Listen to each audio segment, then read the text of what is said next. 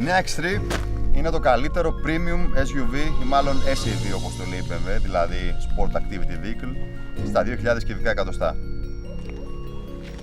Οι λόγοι για αυτό βέβαια είναι πολλοί. Είναι η οδική συμπεριφορά στην άσφαλτο που θυμίζει περισσότερο επιβατικό παρά SUV, η υψηλή θέση οδήγησης προσφέρει άπλετη ορατότητα και φυσικά η πολυτέλεια επίπεδου BMW. Δώστε βάση παραδείγματος χάρη στο εσωτερικό. Αφήστε τη ματιά σας να περιπλανηθεί στο πανασχεδιασμένο ταμπλό. Τα χέρια σας να αγγίξουν τα μαλακά πλαστικά και να ψηλαφίσουν το δέρμα στις επενδύσεις και στα καθίσματα.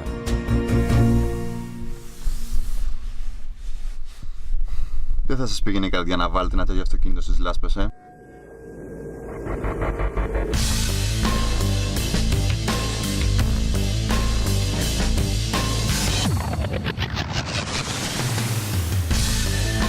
Κι όμως, αν ξεπεράσετε τους αρχικούς συνδυασμούς, η X3 θα σας εκπλήξει με τις δυνατότητες της εκτός δρόμου.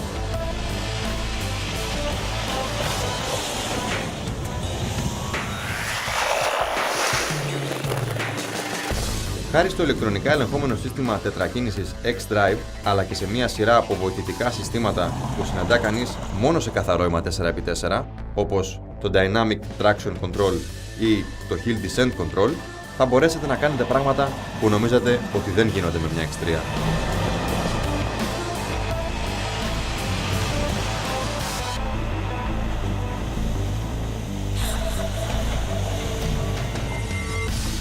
Μετά από όλα αυτά, εξακολουθείτε να πιστεύετε ότι η X3 πάει μόνο στην άσφαλτο?